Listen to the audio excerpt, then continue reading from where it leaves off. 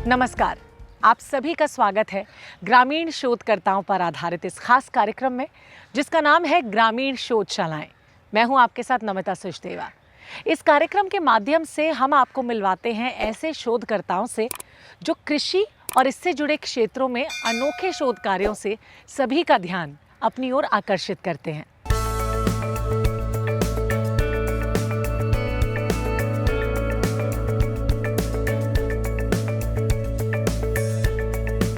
अपने इसी प्रयास में आज हम आपको राजस्थान के सीकर जिले के दांता गांव के सुंडाराम वर्मा से मिलवाते हैं। सुंडाराम वर्मा 1 लीटर पानी से पौधे उगाने के लिए जाने जाते हैं। हैरान हो गए ना आप सुन के? ज़रूर चौंक गए होंगे और ये सोच रहे होंगे कि आखिर 1 लीटर पानी से भला कोई पौधा कैसे फलदायी हो सकता है। सवाल अच्छा है, लेकिन आज के जो हमारे शोधकर्ता हैं उन्होंने ऐसा ही हैरान कर देने वाला शोध कार्य किया है और इसमें वो कामयाब भी हुए हैं। शुष्क खेती और शुष्क कृषि वानिकी ही उनके जीवन का मुख्य आधार रहा है। इस प्रकार के कृषि कार्य से जुड़े उनके शोध के बारे में आइए उन्हीं से जानते हैं। ये आंवले का पौधा है। इसको भी सिर्फ 1 लीटर पानी दिया था जब इसको बोया था 10-12 साल पहले। और इसकी बड़ी विशेषता ये है कि इसकी लगभग एक पौधे से 1 क्विंटल पैदावार होती है। और इसके नीचे हर साल जो खरीफ की फसल है वो ली जाती है। इस साल इसके नीचे मूंग की फसल बोई हुई है और वो भी मूंग की फसल भी बहुत अच्छी है, मतलब एवरेज से भी अच्छी आएगी इसके नीचे। और ये आंवले की पैदावार है वो अलग है।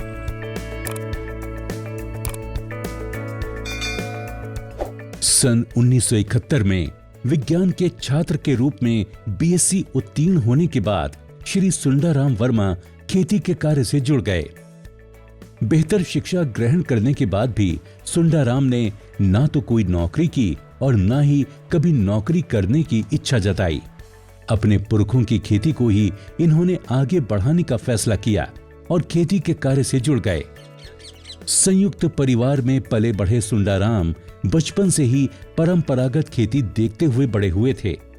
लेकिन जब इनका अनुभव परिपक्व होने लगा और कॉलेज से विज्ञान की पढ़ाई पूरी की तो इन्होंने अपनी खेती की शैली में परिवर्तन करने का विचार किया। इसके लिए इन्होंने शुष्क खेती की विधि विकसित की, जिसमें 1 लीटर पानी से पौधे लगाने में ये कामयाब हुए। इनकी ये तरकीब अन्य किसानों को भा गई और कृषि कॉलेजों ने इनके प्रयासों की सराहना की। ड्राई फार्मिंग टेक्निक है वो ये होती है कि बरसात की नमी को रोककर सर्दियों में हम कोई फसल लेते हैं, उसको ड्राई फार्मिंग कहते हैं। और उसकी सिंचाई नहीं होती, वो बरसात पर आधारित होती है या ज़मीन में जो नमी संरक्षित होती है उस पर आधारित होती है। तो क्या हुआ कि वो मैंने विस्तार से सीखी, परीक्षण करके मैं यहाँ आया तो थोड़ा देर हो गई थी, मुझे थोड़े पौधे लगाने थे तो टीले को मैंने लेवल किया। लेवल करते करते सितंबर का महीना आ गया। सितंबर में एक फसल खरीफ की पूरी होती है, कटाई का समय होता है अक्टूबर में, और नई फसल रबी की बुआई का समय होता है। तो इतना व्यस्त हो गया कि मैंने ये सोचा कि इस ज़मीन में थोड़े छोटे छोटे गड्ढे करके और इसमें पौधे लगा देते हैं और उसके बाद में जब बड़े गड्ढे होंगे तो लगाते रहेंगे हम। तो हमने क्या किया कि छोटे छोटे गड्ढे करके 1 लीटर पानी देके पौधे लगा दिए और फिर ये सोचा कि ये काम पूरा करने के बाद में हम आगे बड़े गड्ढे बनाकर इनको पानी देते रहेंगे। लेकिन क्या हुआ कि इतना व्यस्तता इतनी ज़्यादा थी कि मैं पानी नहीं दे पाया उनमें। लेकिन पौधे हरे चल रहे थे, मई जून में कि गर्मी में भी हरे हरे चल रहे थे। तो मुझे फिर ये आश्चर्य हुआ कि हमने पानी नहीं दिया और फिर ये पौधे कैसे चल रहे हैं। तो मुझे वो ड्राई फार्मिंग टेक्निक जो पूसा में सीखी थी वो याद आई और उसका फिर विस्तार से अध्ययन किया। और फिर मैंने ये सोचा कि उस टेक्निक में क्या होता है कि अगर कोई खेत खरपतवार मुक्त हो, ऊपर की ज़मीन पोली हो, खरपतवार मुक्त होने से घास द्वारा या खरपतवार पानी अवशोषित होता है वो रुक जाता है और ऊपर की ज़मीन को हम पोली करते रहें निराई गुड़ाई के माध्यम से, तो जो सुराखों से द्वारा पानी ज़मीन से बाहर निकलता है वो बंद हो जाता है, जिसको हम वैज्ञानिक भाषा में कैपिलरी एक्शन कहते हैं। तो निराई गुड़ाई से कैपिलरीज टूट जाती है, टूटने के कारण से वो ज़मीन हमेशा नमी युक्त रहती है। और जो पौधा था वो इसीलिए वो आगे बढ़ गया क्योंकि उसमें नमी थी। सुंडाराम वर्मा ने बचपन से ही खेती के अनुशासन को सीखा था। समय पर बीजों की बुआई, समय पर पौधों की निराई गुड़ाई और समय पर ही फसलों की कटाई, ये सब सुंडाराम ने अपने परिवार से खेती के दौरान ही सीखा था। उनका जो एरिया है वो डार्क जोन में आता है, वहाँ बहुत ही पानी की कमी है, किसानों के पास सिंचाई के साधन नहीं है। सिंचाई के साधन है भी तो पानी उसमें इरिगेशन वाटर नहीं है। फिर उन्होंने इस काम के लिए जो पश्चिमी राजस्थान में होने वाली फसलें हैं, जो शुष्क क्षेत्रों में होती है, उनका कंजर्वेशन करना शुरू किया, उनको संरक्षित किया और उनमें से सिलेक्शन के माध्यम से कई किस्में विकसित की है। जो कई किसान, जहाँ पानी की कमी है, किसान पानी के लिए जूझ रहे हैं, वहाँ पे उनकी खेती की जा रही है। साथ साथ में उन्होंने एक ऐसी तकनीकी विकसित की है जो 1 लीटर पानी में भी हम बाग लगा सकते हैं। कुछ ही वर्षों के भीतर देश में हरित क्रांति हुई, जिसका लाभ देश के असंख्य किसानों को प्राप्त हुआ।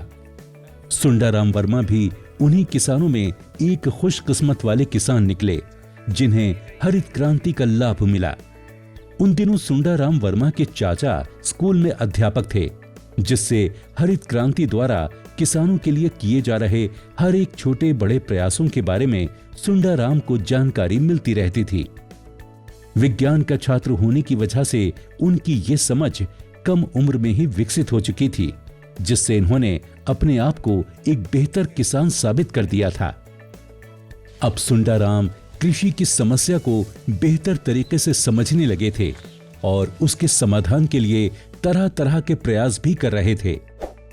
जो हरित क्रांति के शुरुआती परीक्षण होते थे, जिसमें खाद और नया बीज, उर्वरक और नया बीज का प्रयोग होता था, तो हर कहीं हो नहीं पाता था। तो जो अध्यापक थे, अध्यापक हर गांव में रहते थे, तो कृषि विभाग भी जो है वो अध्यापकों के पास, क्योंकि वो थोड़ी समझ थी उनमें और समझदार थे, तो वो प्रयोग यहाँ मेरे खेत में भी होते थे, क्योंकि यहाँ मेरे चाचा जी थे वो अध्यापक थे। तो एक नई जो खेती, पुरानी खेती, उसका फ़र्क, उसमें आगे आने वाली संभावनाएं, वो मैं इसलिए थोड़ी समझ पाता था कि मैं विज्ञान का विद्यार्थी भी था और जो घरेलू हमारा जो धंधा था वो पारंपरिक कृषि था। तो इसलिए मैंने ये सोचा कि क्यों नहीं हम अपने जो स्तर पर जो समस्याएं खेती में आती हैं उनको हम नए तरीके से हल करने की कोशिश करें, जो समस्याएं हैं उनका समाधान करने की कोशिश करें और किसानों को भी वो लाभप्रद हो। इसलिए मेरी रुचि हमेशा खेती में रही। इसी बीच सुंडाराम का सन 1982 में पूसा कृषि विश्वविद्यालय में यंग फार्मर्स ट्रेनिंग कोर्स में चयन हो गया। अपने शुरुआती दिनों में ही खेती की बेहतर समझ प्रदर्शित कर चुके सुंडाराम का राजस्थान से चयन हुआ और पूसा कृषि विश्वविद्यालय में देश विदेश के वैज्ञानिकों के बीच खेती के गुर सीखने का इन्हें बेहतर अवसर प्राप्त हुआ। पूसा कृषि विश्वविद्यालय में यंग फार्मर्स ट्रेनिंग कोर्स करते हुए ही सुंडाराम ने ड्राई फार्मिंग यानी शुष्क खेती के बारे में विस्तार से जाना। इन्होंने यहाँ सीखा कि जिस मिट्टी में पानी की कमी है या उन क्षेत्रों में जहां पानी उपलब्ध नहीं है, वहां भी कैसे बेहतर उपज को प्राप्त किया जा सकता है। इस तरह इन्होंने ड्राई फार्मिंग के द्वारा कम सिंचाई वाले क्षेत्रों में बेहतर उपज प्राप्त करने के गुर सीखे। सुंडाराम बचपन से ही खेती के अनुशासन को सीखते आ रहे थे। स्वाभाविक था कि उनका झुकाव भी खेती की तरफ ही था।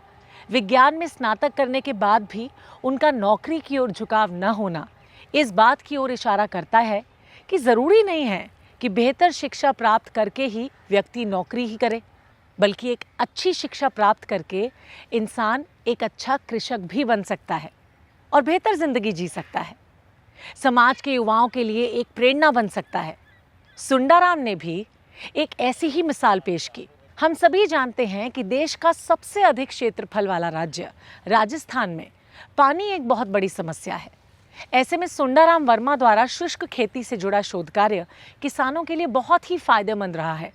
उनके द्वारा खेती की समस्या के समाधान के रूप में बताए गए उपाय किसानों को आधुनिक पैदावार दिला सकते हैं।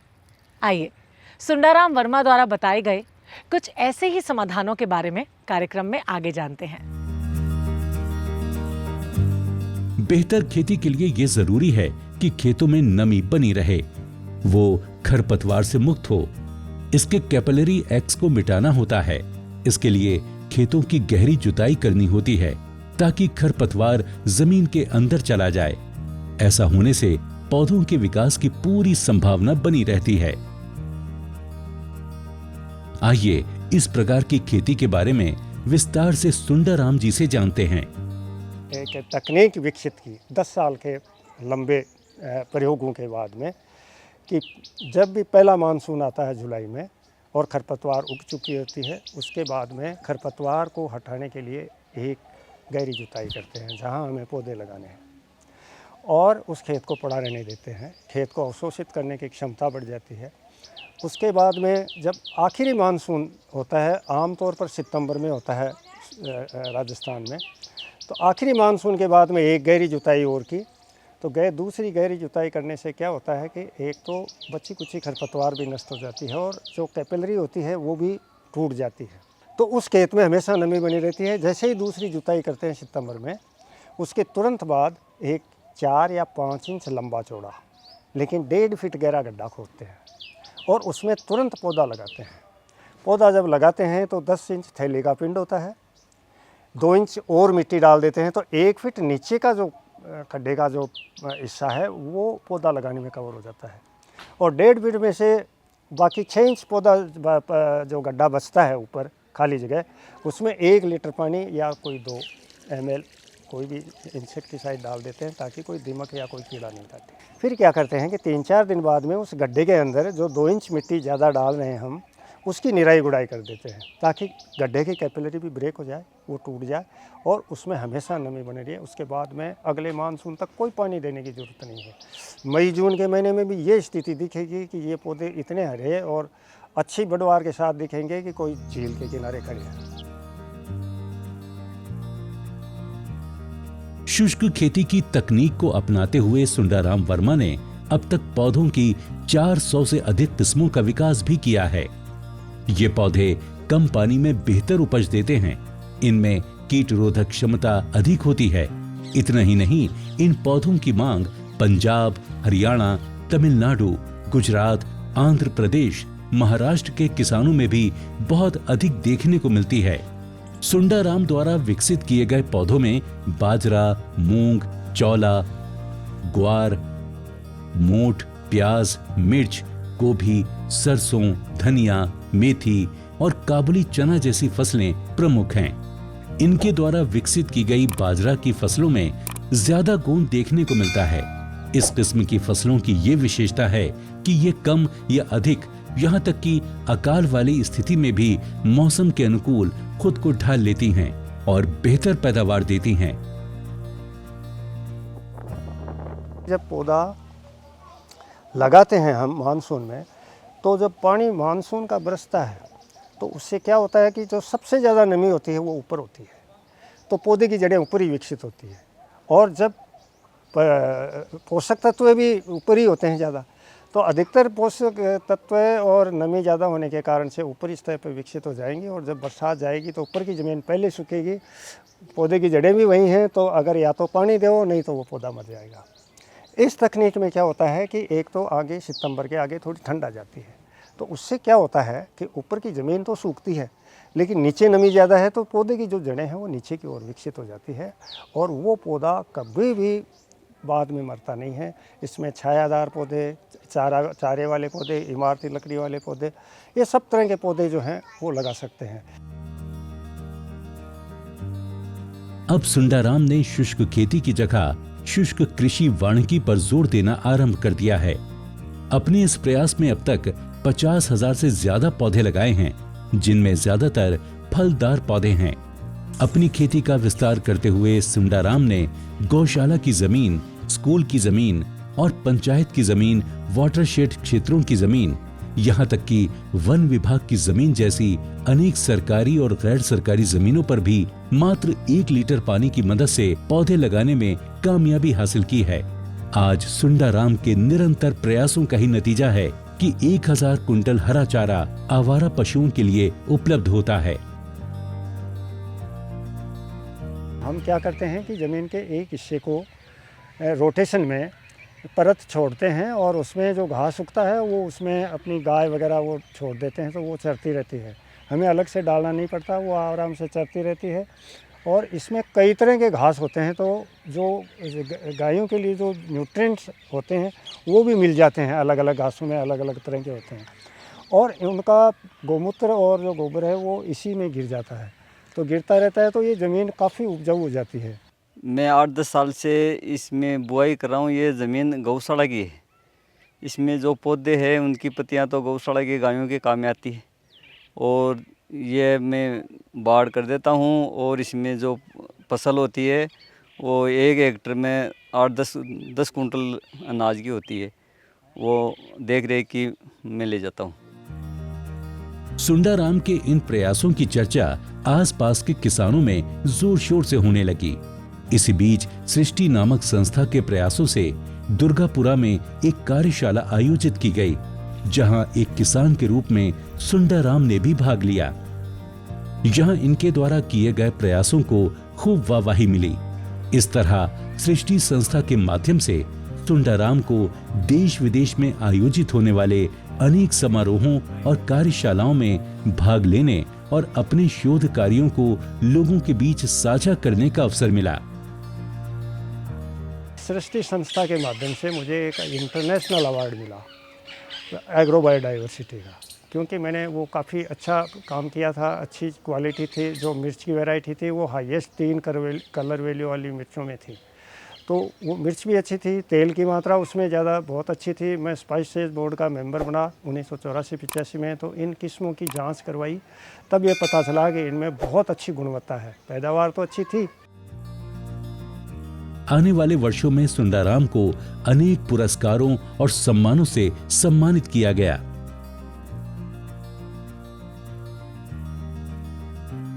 कृषि क्षेत्र में सुंडाराम द्वारा किए गए शोध कार्य की सराहना देश के कोने कोने में हो रही है।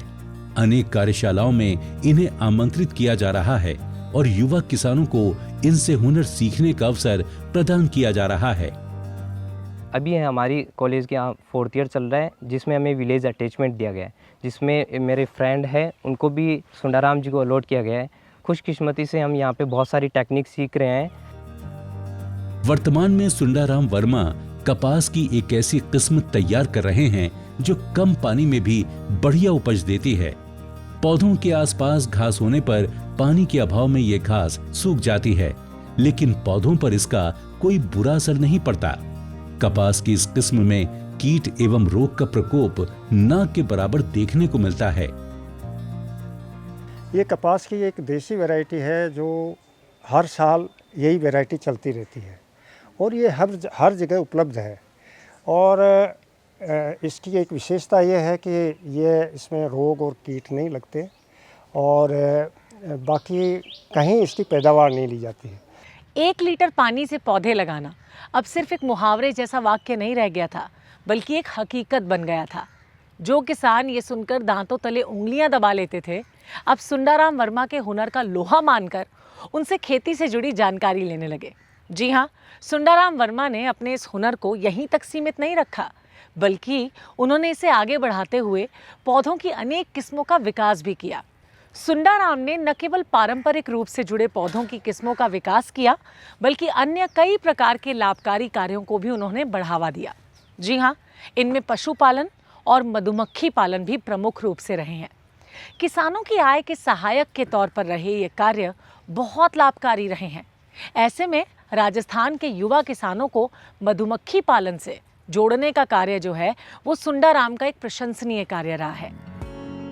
शुष्क खेती एवं शुष्क कृषि वानिकी के क्षेत्र में अपने शोध कार्यों का लोहा मनवा चुके सुंडाराम आजकल नेशनल इनोवेशन फाउंडेशन की मदद से हनी बी नेटवर्क के सदस्य के रूप में राजस्थान के युवाओं को मधुमक्खी पालन के कामों में जोड़ रहे हैं।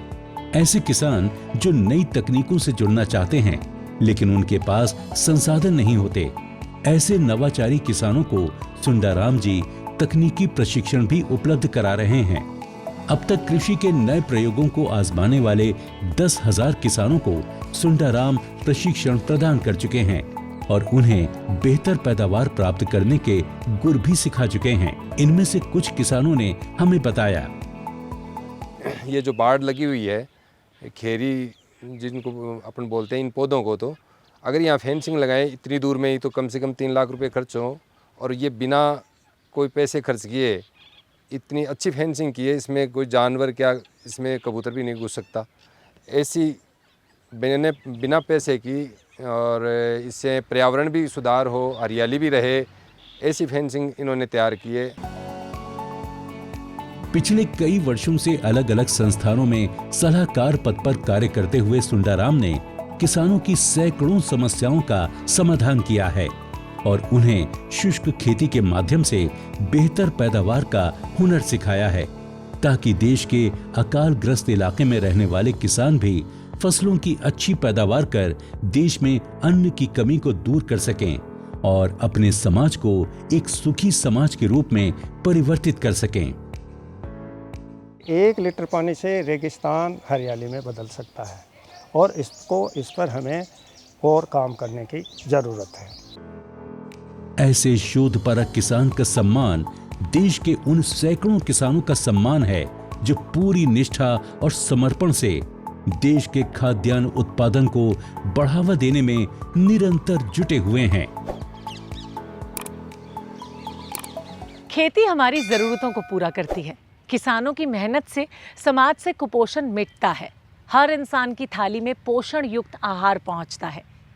इस प्रयास में यदि शिक्षित किसान अधिक से अधिक शामिल होंगे तो निश्चय ही देश में वैज्ञानिक विधि से खेती को बढ़ावा मिलेगा, जिससे देश न सिर्फ खाद्यान्न में आत्मनिर्भर बनेगा बल्कि दूसरे देशों को भी अपनी खेती की शैली से अवगत करा पाएगा।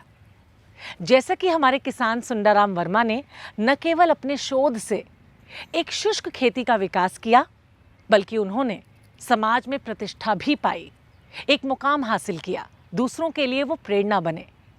देश विदेश में अनेक मंचों से उन्हें सम्मानित किया गया और दर्जनों संस्थाओं को अपना बहुमूल्य सुझाव आज वो दे रहे हैं। तब तक हमें दीजिए अनुमति और आप रखिए अपना खूब अच्छे से ख्याल।